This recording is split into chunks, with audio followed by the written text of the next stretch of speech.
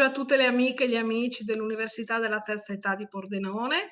Oggi siamo in collegamento con il professor Floramo che ci parlerà ancora di Friuli, ma in particolare di un'identità plurale. Vedremo in che modo si esplicherà questo particolare della civiltà friulana di oggi, di ieri, di oggi e di domani. Così l'abbiamo intitolato.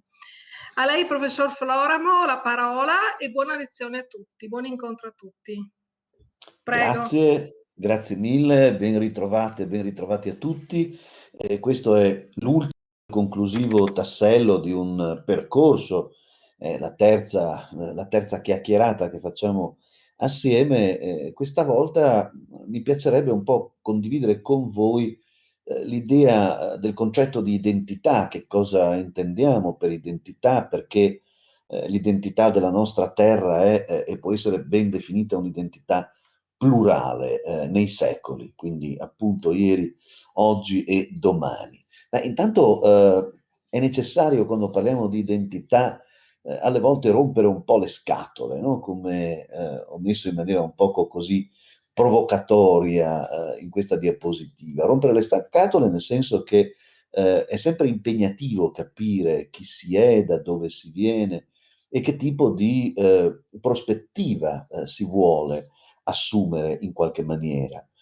Non esiste identità, secondo me, se non esiste coscienza di sé e se non esiste quello che poi viene chiamato l'autos nomos, da cui deriva anche il concetto di autonomia.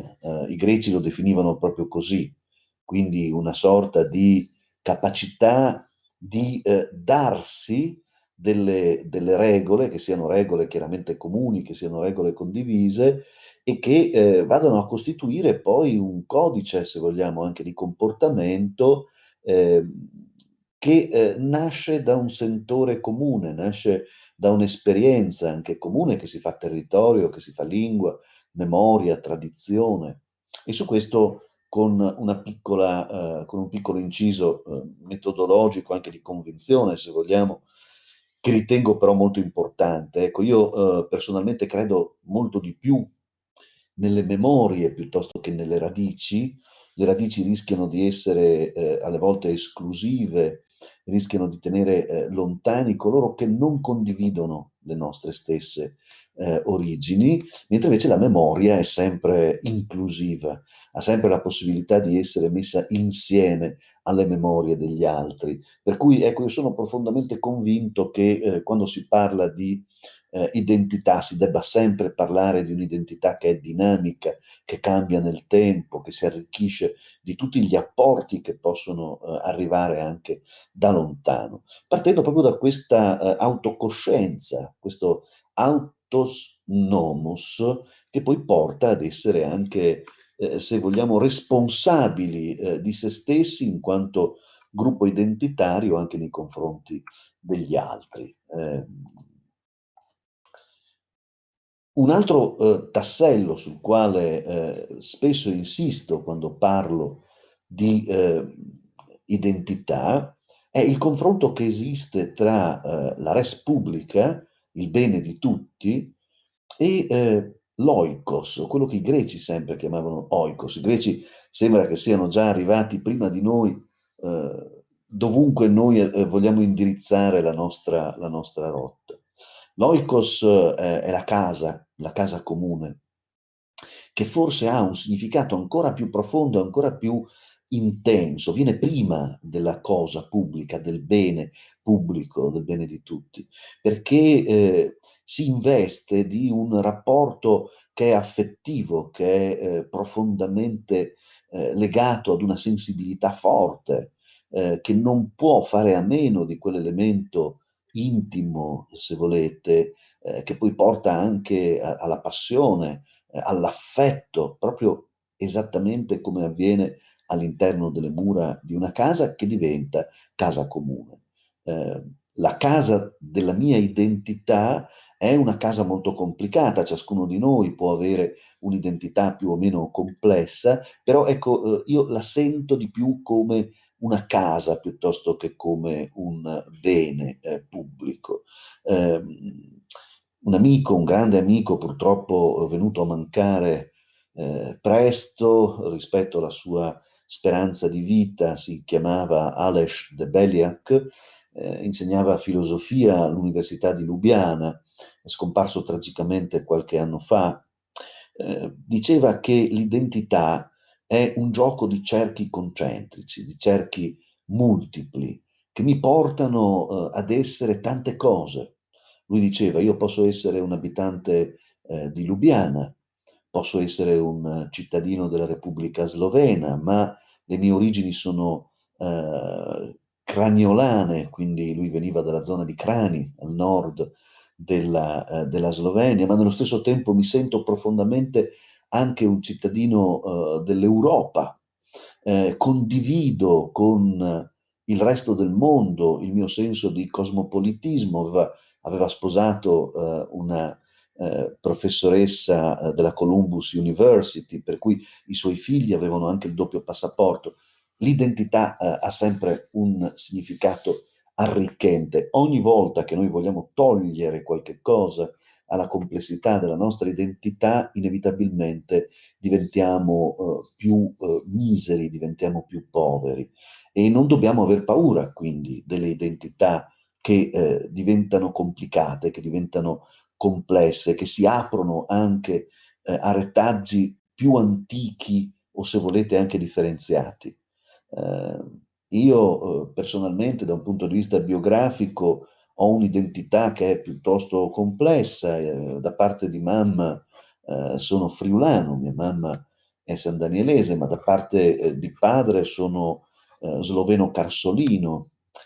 Mia nonna da parte materna era tedesca bavarese, secondo alcune memorie familiari, probabilmente con alcune ascendenze anche ebraiche, quindi complicatissimo. Chi sono, che cosa sono, diventa molto difficile comprenderlo. So qual è però, ecco, questo oikos, questa casa comune dentro la quale io vivo, ed è il territorio in cui mi sento felice, si diceva un tempo. Casa è dove mi sento felice, dove posso in qualche maniera mettere a confronto quelle che sono le mie memorie con le memorie di chi mi sta vicino. E se dovessimo fare un carotaggio, lasciatemi, consentitemi questa espressione che viene dalla geologia, in quella che è l'identità così complicata della nostra terra friulana, dovremmo andare davvero tanto indietro. Io scelgo alcuni passaggi che sono e che ritengo particolarmente significativi. Uno di questi passaggi non può essere altri che le Constituciones del 1366. È un'opera di grande interesse, è un testo giuridico amministrativo che venne fortemente voluto dal patriarca che in quell'anno regnava sulla patria del Friuli, Marquardo di Randec, che volle dare alla terra di cui era sia principe che pastore, in quanto patriarca, delle costituzioni. A me piace molto la parola Costituzione. Sono anche convinto che la Costituzione del nostro paese, la Costituzione italiana, sia una delle carte più belle in assoluto che siano mai state vergate per la profondità, per l'etica, per filosofica e politica di cui è capace di essere espressione. Ma questo documento del 1366 ha dell'incredibile, perché è rarissimo che uno Stato nel cuore di un'Europa ancora profondamente feudale per certi aspetti si desse delle Costituzioni. Quella precedente alle Costituzioni della Patria del Friuli era la Magna Carta Libertatum di più di 100 anni prima, che si era data,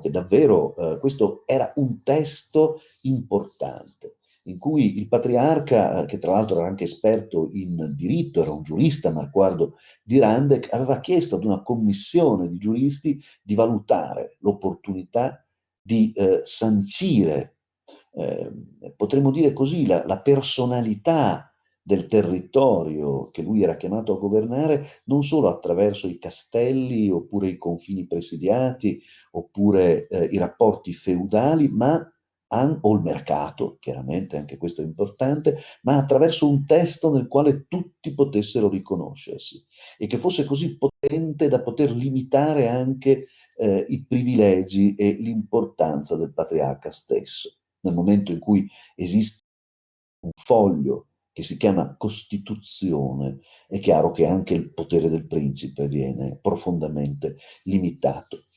C'è una vicenda in più legata a questo libro che qui vediamo nella sua versione originaria, stampato per la prima volta a Udine da Gherardo di Fiandra, stampatore che veniva appunto dalle Fiandre nel 1484 e volgarizzato da Pieri Ciopul o Pietro Capretto, Petrus Chedus, detto così in termini umanistici e quindi latinizzati, eh, a dimostrazione del fatto che qui in Friuli si dava importanza ad un documento del genere, tanto che questo fu il secondo libro a stampa uscito in Friuli, 1484. È un incunabolo, tra l'altro, quindi si tratta di una delle prime opere a stampa.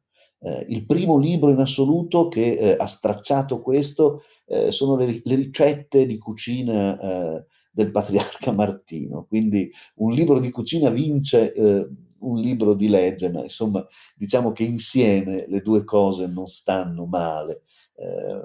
La bellezza di un territorio è data anche dalla sua capacità di tramandare il sapere del sapore, come a me spesso piace chiamarlo, anche la cultura della cucina è una cultura importante, quindi ecco, teniamo conto di questo fatto. I primi due libri stampati in Friuli sono un libro di cucina e il libro delle nostre più antiche Constitutiones. Possiamo scendere ancora più a fondo, andare ancora più in basso in questa nostra disamina di una identità plurima della nostra terra.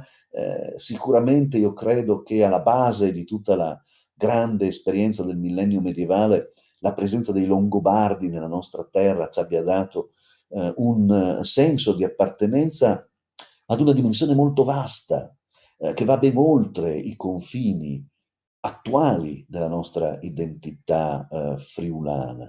I Longobardi venivano da lontano, venivano dall'area della Scandinavia, abitavano originariamente il Gotland, le terre quindi della Svezia, e poi lentamente scesero e il loro passaggio creò un collante, una specie di viscosità anche nell'immaginario collettivo, in molte parole, in molti elementi legati al culto, legati alla religione profonda, che fanno sì che noi friulani in qualche modo abbiamo degli elementi in comune con tutte le terre dove i Longobardi sono passati. Quindi dall'area dell'Europa del Nord fino ad arrivare alla Baviera, passando per la Pannonia, scendendo fino ai ducati di Spoleto, di Benevento, quindi in un contesto molto ampio in cui le stratificazioni si facevano sempre più profonde, anche sempre più differenziate, e davano quelle smerigliature, conferivano e conferiscono quelle smerigliature che rendono bella un'identità, secondo il principio che abbiamo espresso prima, bella perché non uniforme, non opaca, ma straordinariamente complessa. È bello pensare che quando i Longobardi arrivarono, il Friuli, siamo nel 568-569, quindi a metà del VI secolo, divenne il loro primo ducato e loro seppero amministrarlo, questo ducato, riuscendo a dialogare con le strutture che li avevano preceduti, anche le strutture istituzionali che li avevano preceduti. Qui nella diapositiva ho inserito il punto di riferimento che loro guardarono, cui loro guardarono, che fu Iulium Carnicum, Zuglio, dove sorgeva un'importante sede episcopale, distrutta poi nel 705 dalle scorrerie di popolazioni che arrivavano dal nord. Quindi interessante anche questa dimensione, che nella fattispecie, proprio nel mondo longobardo, non si ferma ad una amministrazione del territorio, o se vogliamo anche ad una sua regolamentazione o ad un controllo militare del territorio stesso, ma passa attraverso una gestione del territorio che si fa ancora una volta oikos, come dicevamo, casa comune.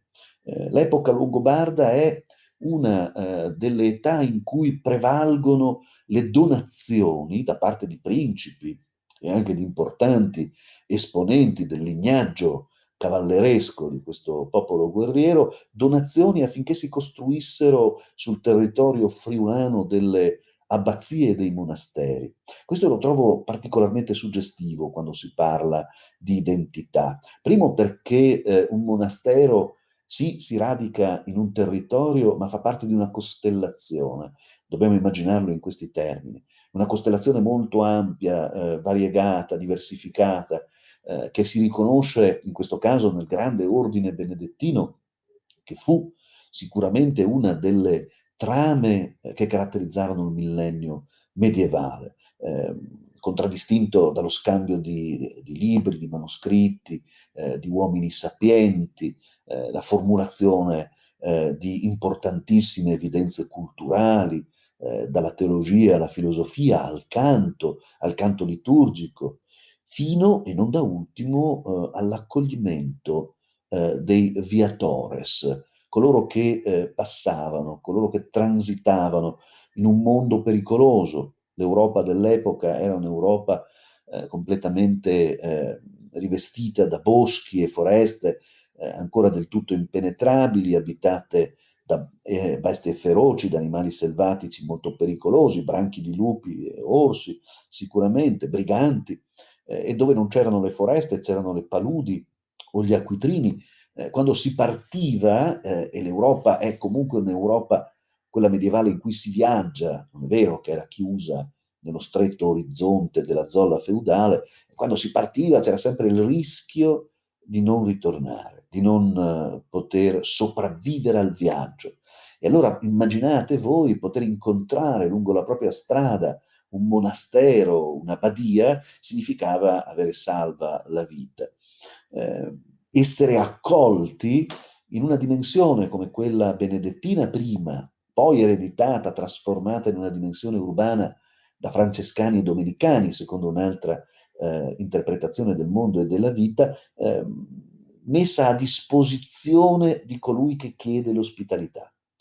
Il monaco benedettino sa che la casa comune dell'abbazia deve avere una foresteria e questa foresteria è resa disponibile ai forestieri, ai quali è necessario offrire un tetto perché si possano riposare e un piatto caldo perché si possano rifocillare, si possano ristorare nel refettorio, proprio là dove si reficiunt, si ricostituiscono le forze. E il piatto che viene generalmente offerto, ed è un piatto che tutti mangiano, è la minestra. E parlando di identità e di accoglienza, è bello ricordare che etimologia di minestra deriva proprio da ministrare, cioè da servire.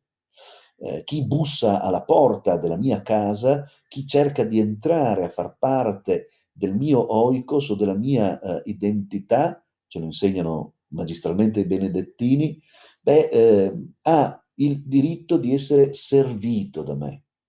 È bello questo concetto di inclusività. Tu, tanto più che se io servo in tavola un bel pollo, un pollastro ruspante arrostito, posso identificare delle parti che sono più pregiate di altre, il petto per esempio, oppure le cosce, ma la minestra non ha questa differenza. Non è possibile prendere una mestolata che sia più ricca di un'altra, sono tutte uguali. E colui che serve, colui che ministra il servitore del pranzo è colui che accoglie in una dimensione di uguaglianza e di inclusione che a me piace molto, ricordando anche il senso di appartenenza ad una comunità. Non è un caso che i nobili longobardi che aiutarono a fondare importantissime realtà, come appunto ne abbiamo parlato credo anche la volta scorsa, Sesto in Silvis, Sesto a Regen, ma anche Salt di Povoletto, avessero in grande attenzione, lo ricordavamo proprio citando Piltrude, la madre dei grandi donatori dell'abbazia di Sesto, avessero in grande attenzione, dicevo, i poveri.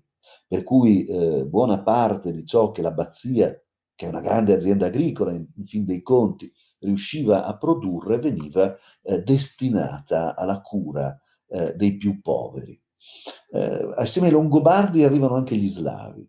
È una storia poco conosciuta, è una storia spesso negletta, trascurata, ed è un peccato perché nella nostra identità friulana c'è una grande matrice slava. Inizialmente arrivano intorno al VI secolo, seguono i Longobardi stessi nello spostamento dalla Pannonia, dall'Ungheria, in terra aquileiese, quindi in terra friulana, si insediano in diverse fasi. Se la prima fase è quella del VI secolo, poi c'è la fase che si attesta intorno al 700, 705, poi una terza fase addirittura, siamo tra IX e XI secolo, in piena età carolingia e poi ottoniana, e infine un'importante presenza slava è dovuta alla volontà dei patriarchi che cercarono di riempire i vuoti lasciati dalla terribile devastazione compiuta dai Magiari, dagli Ungari. Siamo intorno al X secolo, le ultime grandi invasioni. Quella fu veramente distruttiva, lasciò molte terre incolte e desolate che vennero appunto colmate chiamando coloni che venivano dall'attuale Carinzia slovena e dall'attuale zona del cranio, come si chiama, quindi la zona carniolana, carantana. Questo è testimoniato dalle tante presenze della toponomastica, tanti paesi, soprattutto lungo la linea della devastazione, il medio corso del tagliamento, per intenderci, medio-basso corso del tagliamento, che portano nella toponomastica nomi tipicamente slavi. Mi piace ricordare la presenza slava, portò chiaramente un arricchimento anche da un punto di vista dell'immaginario collettivo, di culti, di leggende, e anche un arricchimento della lingua friulana, che secondo i linguisti è la lingua ladina che ha maggiori afferenze con le parlate slave d'oltralpe.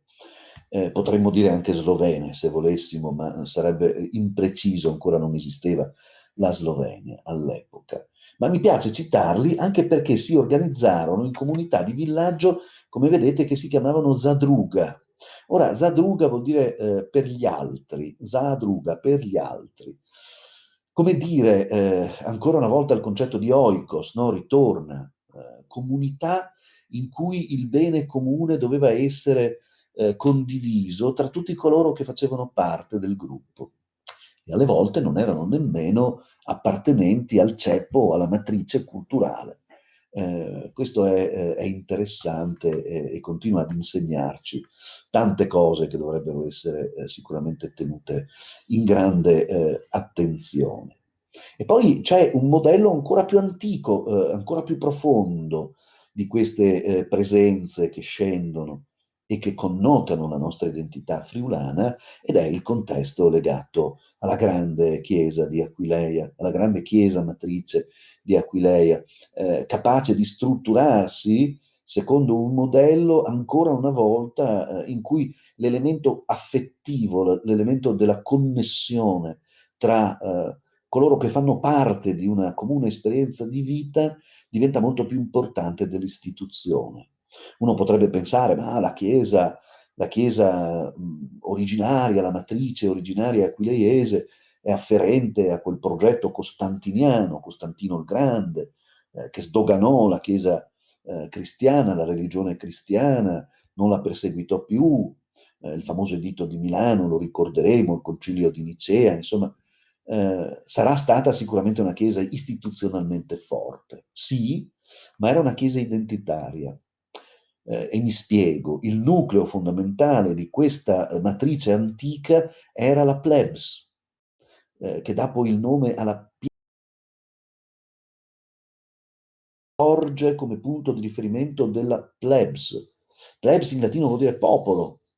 Qui non è più il popolo come lo intendevano i romani, non è più la plebe, una categoria sociale del popolo, una classe sociale del popolo. Qui il popolo è la comunità dei credenti. Sono tutti coloro che si riconoscono in quel detto importante, in quella considerazione importante espressa da San Paolo, in cui si dice non sono più greco, non sono più ebreo, ma sono cristiano. Eh, io non ti chiedo da dove vieni, non ti chiedo qual è stata la tua storia, ma se tu sei in grado di sposare il mio orizzonte nel credo,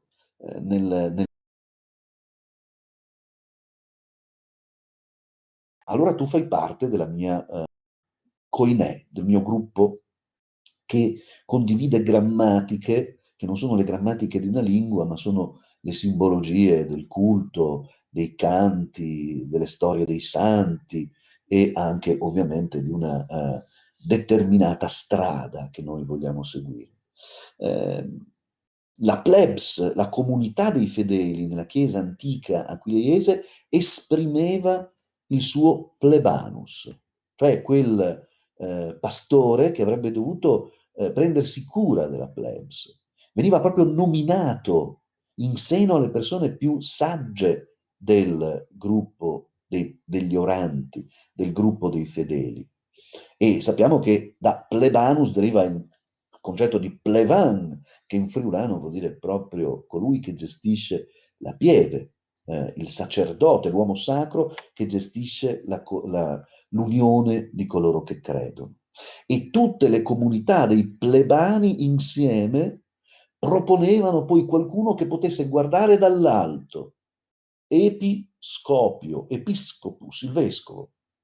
È un particolare che spesso si trascura nella conoscenza della storia, ma che invece va tenuto presente. È una radicale organizzazione del credo e della consapevolezza di questa identità fortissima, ancestrale e antica che viene dal basso, che viene normato e che viene organizzato dal basso. E io lo trovo splendido perché è davvero ricchissimo di tante meraviglie. E nella fattispecie, nella chiesa di Aquileia, questa ancestrale identità di fede va addirittura al di là dei confini, tanto da giungere in terra africana, perché ormai è acclarato che la chiesa d'Aquileia avesse trovato la sua origine, riconoscesse la sua matrice in quella straordinaria Alessandria d'Egitto, ricchissima di cultura, popolata di quella comunità di ebrei alessandrini, colti, coltissimi, che avevano tradotto la Bibbia, tra l'altro, in greco, arricchendola, infarcendola di tutto il sapere, di tutta la conoscenza e quindi di tante intersezioni, di tante sovrapposizioni che venivano dalla cultura dei greci.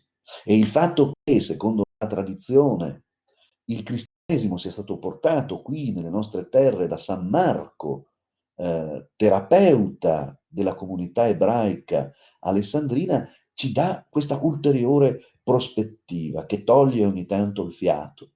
A me capita, adesso più raramente, vista la pandemia che ci affligge tutti, ma capita di dover andare ogni tanto nella cripta, questa meravigliosa cripta di Aquileia, per avvertire il canto della terra, per avvertire questo senso di appartenenza ad un mondo identitario che è talmente grande ed è talmente vasto che addirittura ci porta un'eco che è africana.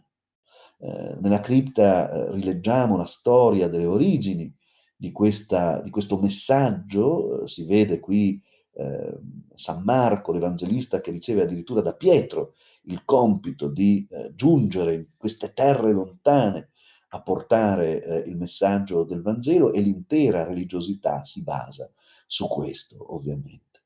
E la storia della Chiesa aquileiese è importante, si mescola con la storia istituzionale, con l'organizzazione del territorio, per cui potremmo quasi dire che l'intero millennio medievale, passando poi per l'organizzazione carolingia e poi eh, il Sacro Romano Impero germanico, non può fare a meno di tener conto di questa identità così ricca, così importante, così piena, possiamo dire, di suggestioni. Allora, vediamo se riesco a far girare. Voi vedete sempre la stessa diapositiva, immagino, la fine dell'epoca longobarda, oppure le vedete, perché io di qua non riesco a sganciarmi. Stiamo vedendo i troni adesso. Ah, allora è successo quello che è successo la volta scorsa, allora vediamo. Mi prendo anch'io a parte, allora vediamo un po'. Dunque, voi adesso vedete i troni. I troni Cividale. Allora, vediamo se riesco. No, ancora no. Allora, aspettate un attimo che provo a prendere. Piano, piano, piano. Ah, cosa è successo? Andiamo troppo veloce, piano. Ah, perché forse. Allora, un attimo. Eccoli, adesso Ah, sì. Adesso ho perfetto. preso. Siamo ai Questi troni. sono. Eccoli qua. Questi sono ulteriori elementi dell'identità di cui si parlava. Transitando la sapienza aquileiese, dicevamo, nel millennio medievale, io vi ho scelto queste due strutture che rappresentano il luogo dell'insediamento, da una parte del patriarca, dall'altra parte del signore di Carinzia, perché sono proprio le pietre considerate le ossa della terra, sulle quali ci si assideva, sulle quali il principe si sedeva come elemento di identità con il territorio che era chiamato a governare. È quasi ancestrale questa consapevolezza. Lo dicevamo anche in altre occasioni, quando arriva il principe longobardo al Boino e si siede sulla montagna, probabilmente il Mataiur, altri dicono la catena dei Musi, non fa altro che trasformare un monte intero in un trono di pietra, come a dire le radici stesse della terra che è chiamato a governare. Nel cuore stesso del Medioevo questo diventa anche consapevolezza nei principi che amministrano tutta questa profondità che abbiamo messo insieme pezzettino per pezzettino. Tutta la zona, per esempio, a nord di Pontebba, che noi identifichiamo con la Val Canale, era soggetta ad un altro grande principe territoriale che è il vescovo di Bamberga.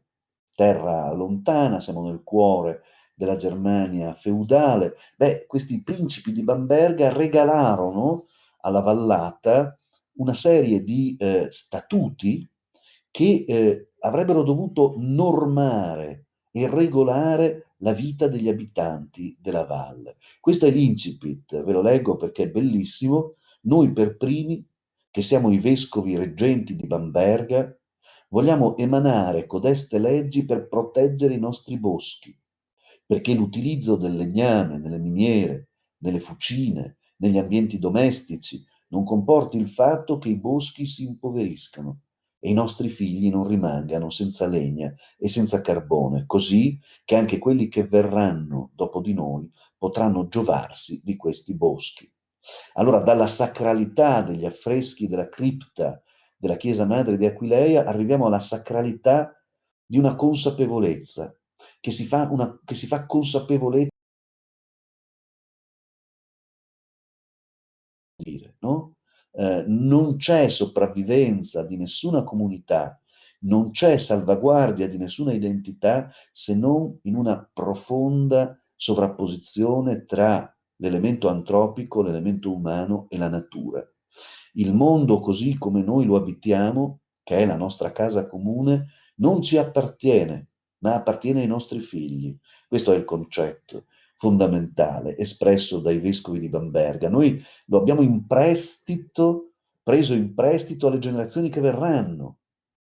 E quindi la sacralità della natura, i boschi, le montagne, sono l'eco stessa della potenza e della magnificenza di Dio. Questo ritrovate nello Statuto della Foresta, assieme a interessantissime considerazioni sulle arti, i mestieri, le consuetudini, che ci restituiscono una fotografia così mobile, così ricca di un territorio in cui friulani, aquileiesi, come vengono definiti, tedeschi e slavi coabitano assieme.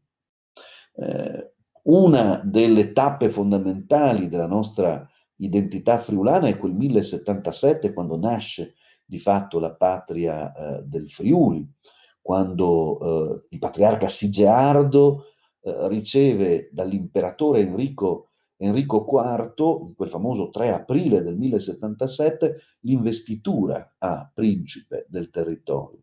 Ma ormai abbiamo capito che è davvero soltanto la punta dell'iceberg che introduce una stagione, che è la stagione della storia patriarchina, della storia patriarcale, di cui potremmo dire tanto, ma ecco, io vi ho sottolineato soltanto alcuni tra i patriarchi più interessanti. Uno di questi l'abbiamo già visto, è Marquardo di Randec, l'ultimo dell'elenco, quello che dà alla terra la lex, la legge. E ridiscendendo troviamo Niccolò di Lussemburgo, che invece è caratterizzato dalla sapienza, fu un uomo di grandissima levatura culturale. Bertrando da Saint-Genèse, morto nel 1350, l'abbiamo ricordato nella chiacchierata di una settimana fa, che fonda invece il concetto di società, di societas. E il primo, forse più importante, quello che rifà il volto alla cattedrale di Aquileia, la basilica di Aquileia, è Poppone di Treffen, che invece rappresenta la Fides. Ecco, questi elementi, la fede, la società, la sapienza e la legge, secondo me, andarono a costituire, ad innervare il senso stesso dell'identità. Secondo crisi che poi divennero fortissime, che portarono a cambiamenti epocali all'interno delle nostre genti, delle genti che vissero in questa nostra terra. Il XIV secolo, che è il periodo in cui il resto della penisola italica fiorisce, forse è il momento più drammatico per le nostre terre friulane, perché assistiamo alla morte di fatto del patriarcato di Aquileia, che diventa sempre più debole, mangiato alla fine dalla presenza della Repubblica di Venezia, che arriva nel 1420, prendendosi anche questa eredità profonda di cui abbiamo parlato, il Vangelo di San Marco, chiamando a sé, questo è anche interessante, l'eredità antica aquileiese, e quindi di fatto giustificando l'aggressione armata del Friuli e vantandosi in quanto Repubblica appunto di San Marco di esserne l'unica depositaria. Questo è curioso, sarebbe interessante quasi aprire un seminario su questo concetto, cioè su come spesso attaccare un'identità diversa dalla propria è possibile soltanto attraverso una giustificazione a priori, cioè io ti attacco e ti conquisto soltanto perché io ho il diritto di essere te. Questo è interessante, no? È veramente curioso. Non di meno, ciò nonostante, continua per un certo periodo di tempo, anche nei tentativi di Venezia di limare, di far crollare il potere patriarcale, continua questa sapienza nell'organizzazione del territorio. La Carnia nel XIV secolo viene divisa nei 4 quartieri, il quartiere si chiama così proprio perché è la quarta parte di un territorio, e ancora riconosciamo quell'antica sapienza di organizzazione dell'identità dal basso, per cui i villaggi della Carnia erano retti tutti da un anziano, un meriga, veniva chiamato così. Tutti gli anziani si raccoglievano in un consiglio che esprimeva un capitano. Questo capitano conferiva con il rappresentante del patriarca, che era un Gastaldo, il quale a sua volta andava dal patriarca a portare le istanze del territorio. Per ognuno di questi quartieri, la pieve di cui si parlava, quartiere del Buto con la Pieve di San Pietro, il quartiere del Degano con la Pieve di Gorto, l'alto e il basso tagliamento con la Pieve di Socchieve fino al Fella, alla confluenza del Fella, e infine la Valle dell'Incaroio con la Pieve di Tolmezzo. Ma sono tutti elementi che collaborano tra di loro, che dialogano tra di loro, non escludendosi mai vicendevolmente, ma divenendo tante tessere di un'unica realtà, di un unico tassello, appunto fino a quando poi Venezia arriva e istruisce uno smantellamento progressivo di quell'autonomos dal quale noi siamo partiti, uno smantellamento che a volte fu feroce, se volete, durò molto, dal 1420, anno in cui la patria del Friuli non esiste più, perché Venezia prende il potere del territorio friulano, lo sappiamo, fatta salva la triade dei feudi di San Daniele, San Vito al Tagliamento e ovviamente Aquileia, fino ad arrivare a quel 1751, anno in cui viene soppresso anche il patriarcato, inteso come non solo principato ecclesiastico, quello già muore nel 1420, ma anche come potestà ecclesiastica. È un periodo questo che in tutta Europa vede un po' lo smantellamento delle identità locali, delle forti identità locali, davanti a poteri centralizzati molto prepotenti talvolta. Accade per esempio con l'Irlanda di Enrico VIII e poi con la drammatica soppressione delle comunità irlandesi operata da Oliver Cromwell, irlandesi che vennero doppiamente massacrati in quanto irlandesi e in quanto cattolici, o se volete cristiano-romani. La Scozia, che subì l'aggressione prima di Elisabetta la Grande e poi di nuovo di Cromwell, i paesi fiamminghi e la Lusitania, ingoiati dalle mire espansionistiche di Filippo II di Spagna. Dall'altra parte c'è un mondo germanico, invece, forse per saggezza, se volete, o per pragmatismo politico, Carlo V, che in un certo momento dice: ma no, cerchiamo di costituire un impero che sia un e pluribus unum, uno che nasce dall'unione dei molti, tanto che addirittura le guerre di religioni non dovranno più esserci, cuius regio, eius religio.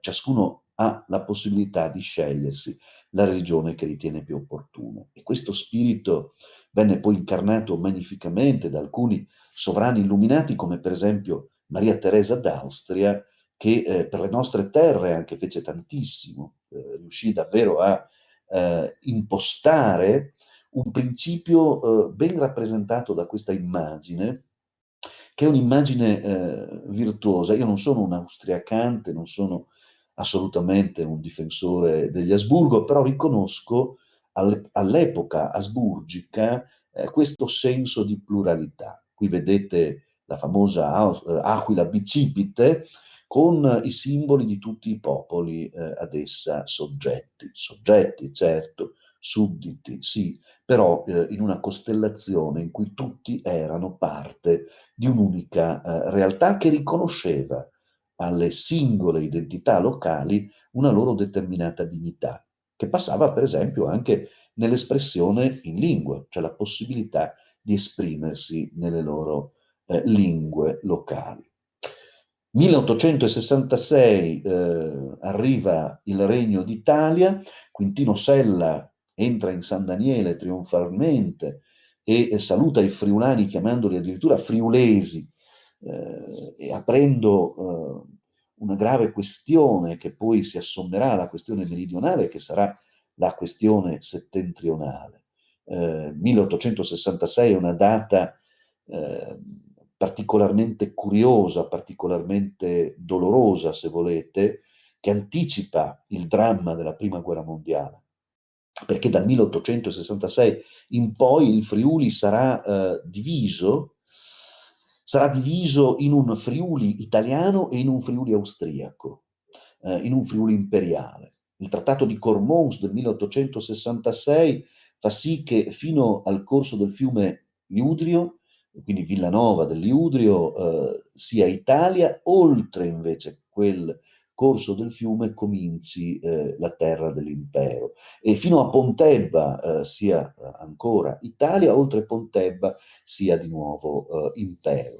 E quando scoppierà la guerra, la prima guerra mondiale nel 1814, molti friulani con la divisa imperiale partiranno per andare a combattere nelle terre galiziane contro i soldati dello zar. E la tragedia spaventosa, quando scoppierà per l'Italia la guerra un anno dopo, nel 1915, noi assisteremo alla tragedia di fratelli che si ammazzano tra di loro. Se è vero che ovunque la guerra è una guerra fratricida, qui in Friuli la prima guerra mondiale lo ha dimostrato 2 volte. Ci saranno friulani che combattono contro altri friulani perché ancora divisi da questo confine che venne ideato nel 1866. Stranezza tra tutte le stranezze, nel 1914 il primo morto dell'esercito austro-ungarico si chiamava Sandrigo ed era di Aquileia. Aquileia era sotto l'Austria. Il primo morto italiano nel 1915 si chiamerà Riccardo Giusto ed era ancora una volta friulano. Vedete come l'identità può diventare complicata. Fratelli che ovviamente vengono violati e violentati da un confine che li divide. Il periodo fascista che segue la turbolenta e agitata transizione a seguito della prima guerra mondiale comprometterà ancora di più questo senso di identità, non soltanto per la componente friulana della nostra regione, ma forse con più dolorose conseguenze la componente slovena e anche la componente tedesca, a cui venne impedito di esprimersi nella propria lingua, vennero cambiati ulteriormente i nomi dei paesi, i cognomi, e si giunse anche a delle forme di violenza particolarmente brutale, che a seguito poi degli sconvolgimenti intervenuti durante la seconda guerra mondiale ebbero delle risposte resistenziali anche molto forti. Se da noi la guerra partigiana è una guerra che comincia dopo l'8 settembre del 43, nelle aree slovene soggette al Regno d'Italia comincia molto prima.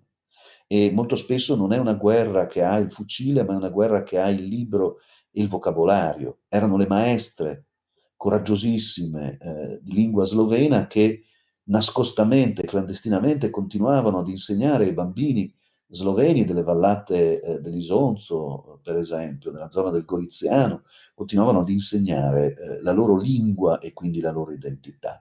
Negli anni 30, la notte di Natale, Lojze Bratus a Gorizia viene preso dalle camicie nere e obbligato a bere olio di macchina esausto per aver compiuto quale delitto? Per aver insegnato nella cantoria di Gorizia ai bambini a cantare la messa di Natale in lingua slovena.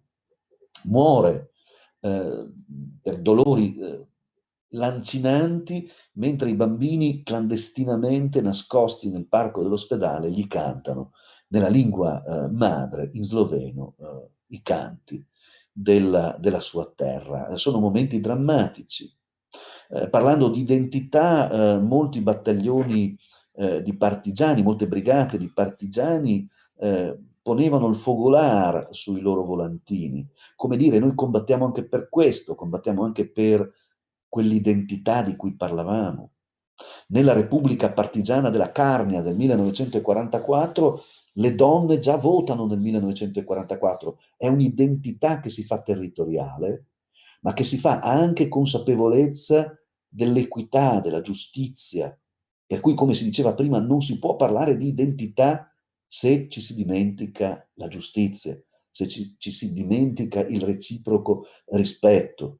Peter Handke, premio Nobel per la letteratura, discusso, insomma, un personaggio di grande levatura, figlio di una slovena carinziana, diceva i partigiani sloveni hanno combattuto non solo per la libertà della loro terra, ma anche per i loro fienili, per i loro boschi, per le loro sorgenti.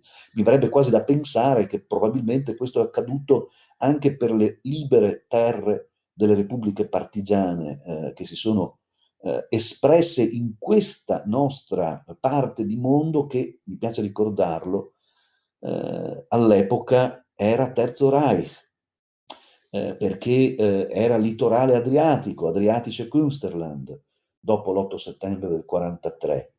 E a sancirne questa appartenenza al Terzo Reich ci sta questa terribile e spaventosa negazione della libertà e dell'identità, che è la risiera di San Sabba, come ben sapete, unico esempio drammatico e vergognoso di campo di sterminio in territorio italiano. Non a caso posto in una città come Trieste, che è il simbolo e l'esplosione invece della pluralità delle comunità, delle lingue, delle culture.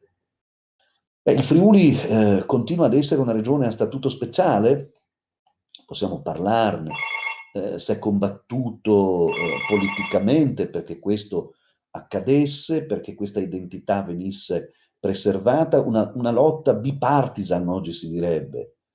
Qui avete due deputati dell'allora Partito Comunista Italiano, Lizzero e Barazzetti, che si sentirono profondamente autonomisti, sposarono una forma di identità e di autonomismo che potremmo definire di sinistra.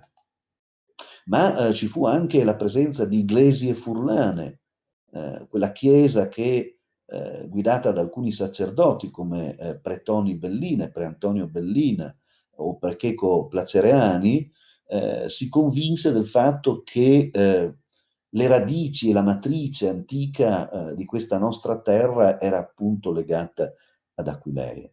C'è voluto un doppio terremoto però per stimolare ulteriormente questo nostro risveglio, se volete, oppure per farci capire quanto rischiavamo di perdere noi friulani da un evento catastrofico come il sisma del 1976.